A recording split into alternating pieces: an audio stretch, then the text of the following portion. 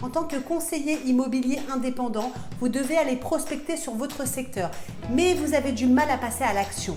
Le manque de prospection a du coup des effets négatifs sur vos résultats et vos objectifs. Je vous propose dans cette vidéo les 3 étapes indispensables qui vont vous permettre de passer à l'action, de reprendre le rythme de votre prospection et d'aller chercher le résultat. Je suis Shadia Bellage, coach immobilier. J'accompagne les conseillers immobiliers à révéler leur plein potentiel et à être sereins dans leur activité de mandataire immobilier. La prospection terrain fait partie des indispensables au métier de conseiller immobilier. Aller à la rencontre des prospects, maintenir le lien avec toutes les personnes de votre secteur, faire du porte-à-porte, se faire connaître avec la plus grande sincérité. Aimez vraiment les gens. Même les plus réticents, ils peuvent devenir demain vos clients. Devenir le référent de votre secteur, la personne qu'il faut contacter. Votre notoriété ne cessera d'accroître par votre persévérance et le plaisir d'aller rencontrer chaque jour vos prospects.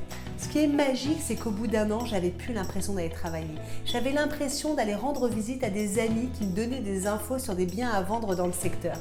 Première étape est l'organisation.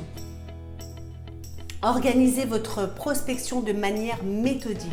Utilisez par exemple Google Earth ou Google Maps. Délimitez votre secteur, partagez-le en plusieurs îlots et enregistrez les îlots dans votre agenda. La semaine prochaine, par exemple, îlot 1. Ne soyez pas trop ambitieux, commencez par un secteur de 2000 boîtes aux lettres environ.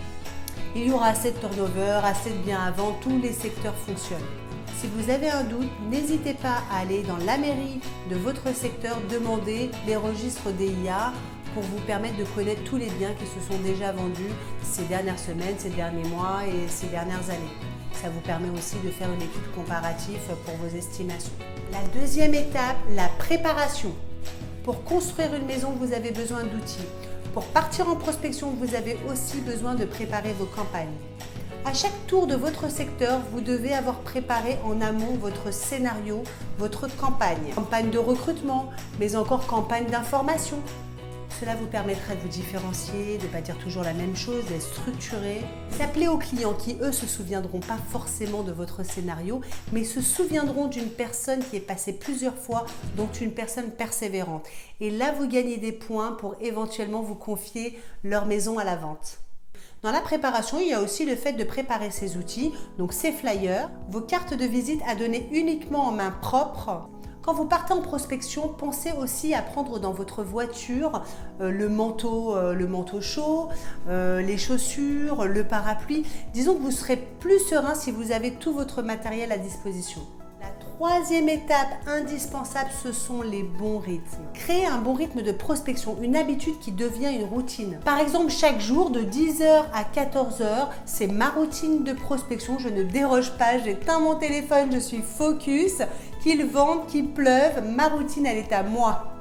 Je suis patiente, les résultats n'arriveront pas de suite, mais je maintiens le rythme de la prospection. Je vous garantis que vous ne sentirez plus jamais de frustration ou le sentiment négatif à votre égard. Au contraire, vous allez reprendre les rênes de votre métier, qui est un métier de rencontre, de partage, de conseil, de contact et d'humain avant tout. Merci de m'avoir suivi. Pour aller plus loin, je vous propose de vous abonner à ma chaîne YouTube. Vous y retrouverez chaque semaine, le jeudi exactement, une vidéo avec des astuces et des conseils pour performer dans votre métier de conseiller immobilier indépendant.